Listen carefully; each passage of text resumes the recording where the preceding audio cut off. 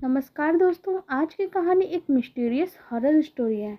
एक गांव के एक छोटे से घर में शिवम और उसकी पत्नी साक्षी खुशी खुशी रहते थे। उनका जीवन सामान्य चल रहा था, लेकिन एक दिन उनकी रोजमर्रा की जिंदगी अचानक से बदल गई।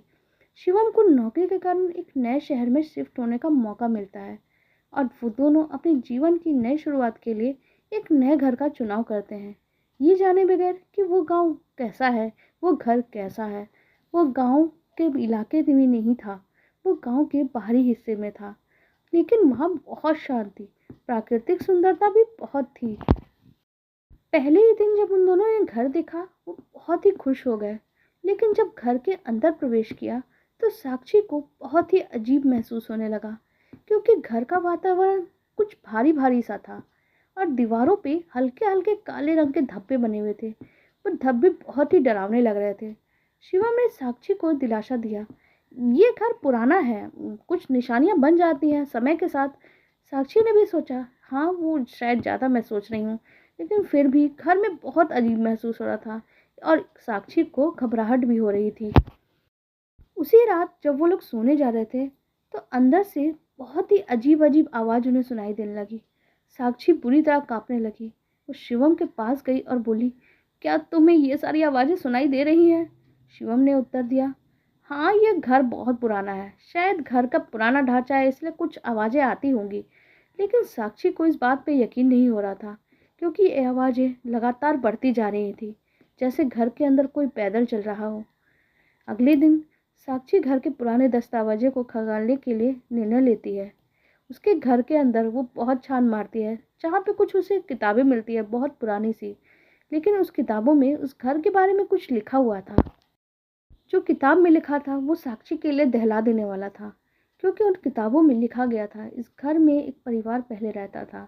कुमार टाइटल था उन सबका। उस कुमार परिवार के बारे में एक अजीब सी बात यह थी कि एक रात अचानक ही वो सब लोग गायब हो गए। उस रात वो लोग गायब कहाँ हुए, कैसे हुए, किसी को नहीं पता। लेकिन उनके गायब होने के बाद इस घर में कोई नहीं रहता है और इस घर को धीरे धीरे एक सुनसान घर बना दिया गया है।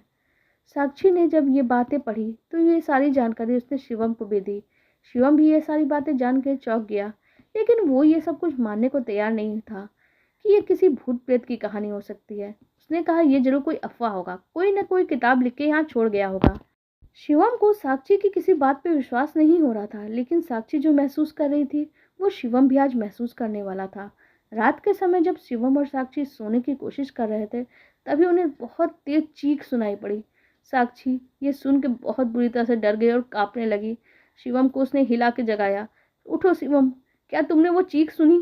शिवम ये कहते हुए उसे शांत करने की कोशिश करने लगा। अरे हवा का शोर होगा, क्यों वहम पाल रही हो? लेकिन साक्षी जो कुछ महसूस कर रही थी ये तो कुछ और ही था। वो किसी भी कीमत पर इस रहस्य का पता लगाना चाहती थी।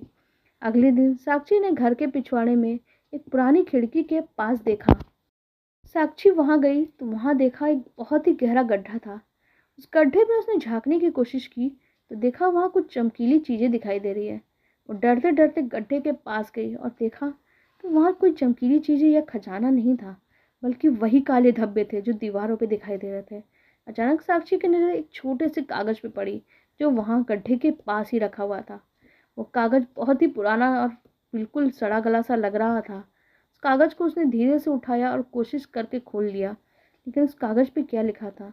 अगर तुम ये सब कुछ पढ़ रहे हो तो समझ लो तुमने उन काले धब्बों का रहस्य खोल दिया है, लेकिन अब तुम्हारे लिए बचना मुश्किल है। ये सब कुछ पढ़ के साक्षी डर के मारी बुरी तरह से कांपने लगी। वो कागज लेकर दौड़ के शिवम के पास गई और उसको दिखाती है।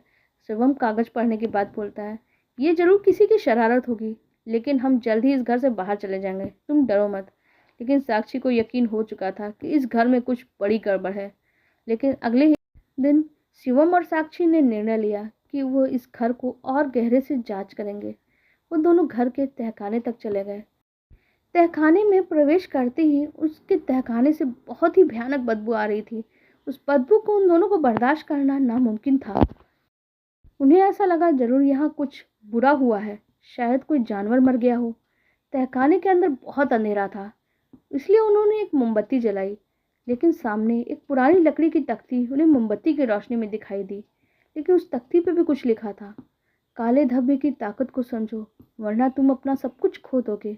तभी अचानक कमरे का तापमान अचानक से बढ़ने लग गया और काले धब्बे दीवारों के चारों तरफ उन्हें दिखाई देने लगे। शिवम और साक्षी ये सब कुछ अपनी आंखों से देख रहे थे, जो बहुत ही भयानक था। तभी तहखाने से आवाज आने लगी, हम तुम दोनों को नहीं छोड़ेंगे। वो दोनों इस आवाज को सुनकर बहुत बुरी तरह से डर गए और चिल्ला के भागने लगे, लेकिन शायद किसी ताकत ने उन्हें रोक लिया। लेकिन शिवम और साक्षी की किस्मत अच्छी थी, या यूं कहा जाए कि भगवान उनके साथ था, या वो ताकत उन्हें नुकसान नहीं पहुंचाने चाहती थी। कि जैसे तैसे उन्होंने बाहर जाने की कोशिश की और वो लोग बाहर निकल पाए। सुनते हैं कि उस घर में फिर कोई नहीं रहता। गांव वालों ने बताया कि वो घर एक शापित जगह बन चुकी है और वहां कोई भी नहीं टिक सकता। सिमर और साक्षी उस घर को छोड़ के नए शहर चले गए, लेकिन उन काले धब्बों का रहस्य उनके साथ ही रह गया और कभी ना मिटने वाली यादें उनके दिल दिमाग में हमेशा अकेले बस गए। आपको हमारी ये कहानी कैसी लगी कमेंट सेक्शन में ज़रूर बताइएगा। साथ ही हमारी वीडियो को लाइक कर दीजिएगा और हमारे चैनल को भी सब्सक्राइब कर लीजिएगा। धन्यवाद।